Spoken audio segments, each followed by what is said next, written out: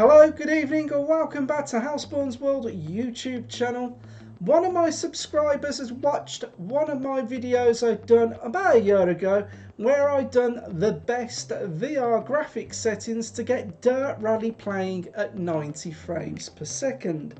And he asked me, would I make another video explaining how to get at least 90 frames per second in Dirt Rally 2.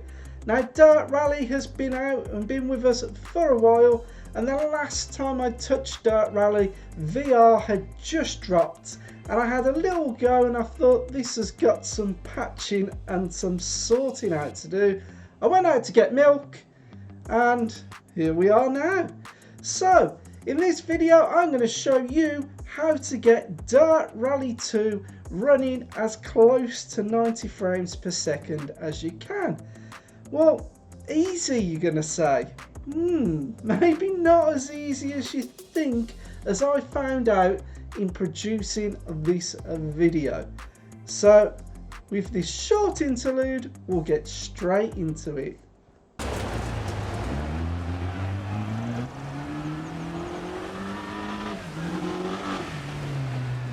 Now, this isn't going to cover all users. If you are of the Oculus VR variety, you really want to pay particular attention to this, because I was pretty shocked to find this out, and if I'm getting it wrong, maybe you're getting it wrong. I was completely unaware of this, and still I started doing a bit of research and digging to how we can get the best settings from Dirt Rally 2. And here is Dirt Rally 2. Okay, so when we go to launch Dirt Rally 2, we get three options pop up. As you can see, we can play Dirt Rally 2 in what I call 2D mode. I know it's a 3D game, but it's 2D. It's on a flat screen panel. You are sat playing the game, observing it on a TV screen. So for the point of VR, we're going to call that 2D. You then get the option to launch Dirt Rally 2 in Steam VR API, or Dirt Rally 2 Oculus VR API. Now, from my understanding, my naive understanding, so it seems, neither should make any difference. It's just you are launching it in Steam VR, or you're launching it in the Oculus VR. You're using Steam's application or the Oculus application. I don't pay particular attention to this often, and in most VR games I'm launching it through the Steam VR mode because it's Steam and it just makes more sense or more logicalness to do that. But I was shocked, and I was terribly shocked to find out, if you're running it through Steam VR, you're losing performance. In the Oculus API, you're gaining performance. Now I'm going to give you a little demonstration of running the game in both modes. I'll record this, we'll put them side by side. Now I'm recording these two performance comparisons. There are some caveats that I just wanted to cover, just to be fair. So the Oculus API looks like it's taking a real performance hit and bashing, and this doesn't truly reflect what normally happens. The reason it's taking this performance hit is that I'm running the Oculus Debug tool, I'm running the Oculus mirror to record the footage, I'm also running the game mirror all at the same time. Now that goes said for the Steam API as well, but under normal runnings where I'm not screen recording at the same time, the frame rate in the Oculus API of the sections of higher frames per second is hitting anywhere between 87 to 90. That big performance hit has come from recording the game with the Oculus mirror. I also wanted to mention something that I noticed in comparing these two systems in testing, that in the Steam API, when I actually use the brakes, I hit the brake pedal, I've got the Logitech G27 system, I lost frames per second. It actually dropped when I used the brakes.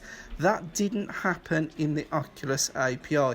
Of all the tracks I tested, the Oculus API was far more stable, had much higher frames per second.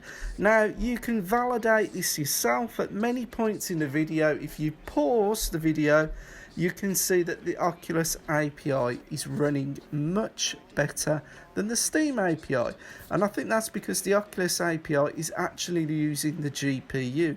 Now there is another caveat in that I have a first generation Ryzen processor, and people with Intel processors or even third generation Ryzen processors would see a massive performance increase where frame rates don't drop between buildings and other objects within the maps. Each map of course has different performance over the run, but with a better processor, something that's got very good single core performance, I don't think you'd see anywhere near those drops, and you could chase much higher settings in the graphics. Although to be honest, with an Oculus Rift, the settings I've got it on, even when you push them even higher, it doesn't make a noticeable difference. So just to make you aware that I did hit performance on the Oculus API even worse purely by recording this video, and what I could have done, to be honest, was done it where I filmed my screen and I didn't actually interface. Perhaps that would have been a better example, but it was the cleanest and quickest way for me to record this performance test. So to prove there is a performance difference, we're going to need to measure the frames per second while we're racing. And I have been asked this question a lot in my video comments, so I'm going to quickly show you how, just for a short period of testing, you can tune your games. Now to do that, we need to use something called the Oculus debug tool. You don't have to go onto the internet, you don't have to go traveling around installing stuff, it's already on your computer. So what you're going to need to do is go into the C drive, go into program files, go into the Oculus folder, then the support folder, and then the Oculus diagnostics folder.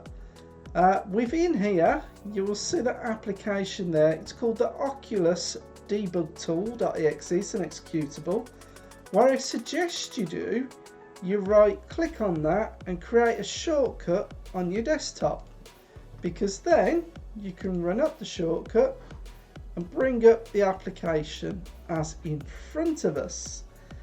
And I'm not going to go through all the options and all the details. Is all we need to know that there's a thing here called HUDs, and that's going to bring up a HUD within the VR headset. And the HUD that we want to bring up is called Performance. Now if you click on the Performance HUD, you can select what performance category or thing that you want to show there, and we just want a performance summary. So with this running and the HUD showing visible performance, when we run the Oculus VR headset, we will get that HUD come up with inside the headset itself, and you can help use that tool to tune as close to 90 frames per second as possible. What you've all been waiting for, moving on to the graphical settings in Dirt Rally 2 VR. The basic graphics, I got multi-sampling at 4x MSAA and the anti-estropic filtering at 16 times.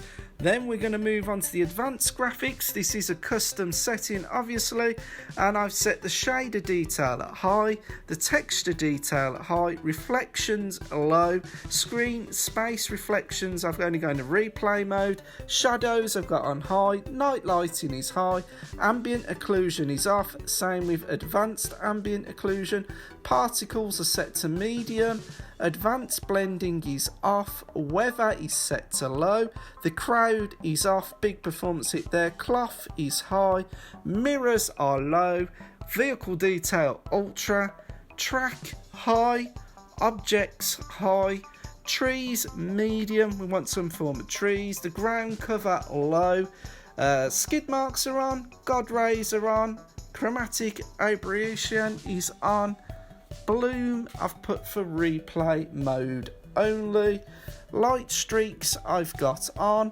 lens dust I've got on, and that completes the graphical settings that I've set up into Dirt Rally VR.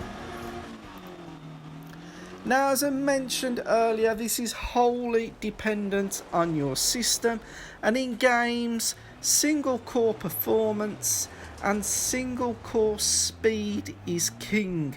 So Intel processors, 3rd generation Ryzen processors are going to get you more performance than, say, my 1st generation Ryzen 1700X. Although it's overclocked to 3.9 GHz on all cores, that 3.9 GHz is trumped by an Intel processor that is pushing beyond 5 GHz. But even so, the base settings that I've got there will give you room for adjustment on your end.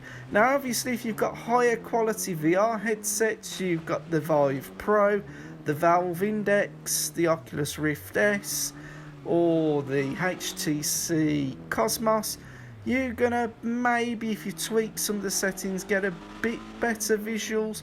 But at some point in VR, pushing everything to its maximum is a big trade-off, and you're better to have a smoother frame rate. Now, as you can see in the background, I've got a 4K replay, and VR is nowhere near this quality yet, but tech is always improving. We've got new GPUs from Nvidia and AMD soon, and AMD are releasing a 3rd generation Mhz Ryzen refresh, which I have really got my eye on. This may be the CPU that I've been waiting for. We'll have to see. Keep following the channel to see what happens there. Anyway, thank you for watching this video, and I hope it helps you to improve your performance on Dirt Rally 2 VR, because with all the patches, with all the advancements, it really has come a long way and is now more than playable. Happy racing, guys. Have a good time, stay safe, and I will see you soon in lots more videos to come. Back onto the production from this week going forward. Thanks for watching. Peace out.